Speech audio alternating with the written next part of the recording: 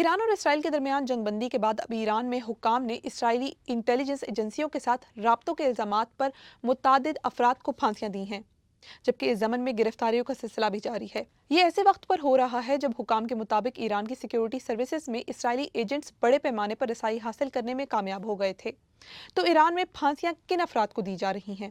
ایرانی حکام سمجھتے ہیں کہ اس جنگ کے دوران ایران سے جو معلومات اسرائیل کو دی گئیں، اس کے باعث ملک میں ہائی پروفائل شخصیات کی ہلاکت ہوئی، جس میں پاسداران انقلاب اور ایرانی افواج کی سینئر فوجی قیادت اور جوہری سائنسدان شامل ہیں۔ ایران کے مطابق یہ ہلاکتیں اسرائیل کی موساد انٹیلیجنس ایجنسی کے ایران میں کام کرنے کے باعث پیش آئیں۔ ایرانی حکام ایسے ہر شخص کو نشانہ بنا رہے ہیں جس کے حوالے سے یہ گمان موجود ہے کہ وہ غیر ملکی انٹیلیجنس ایجنسیوں کے لیے کام کرتا ہے۔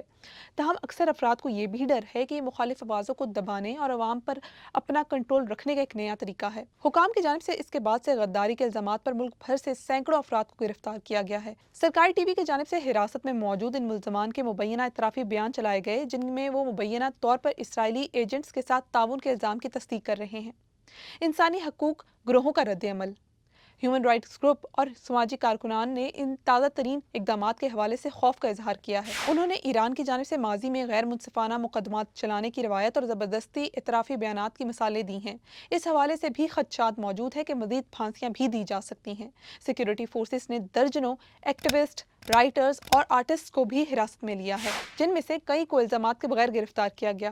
یہ اطلاعات بھی سامنے آئی ہیں کہ 2022 میں حکومت مخالف تحریک میں مارے جانے والے افراد کے اہل خانہ کو بھی نشانہ بنایا جا رہا ہے۔ دوسری جانب ایران کی وزارت انٹیلیجنس کا دعویٰ ہے کہ وہ مغربی اور اسرائیلی انٹیلیجنس نیٹ ورکس کے خلاف مسلسل جنگ کر رہے ہیں، جن میں CIA، موساد اور MI6 شامل ہیں۔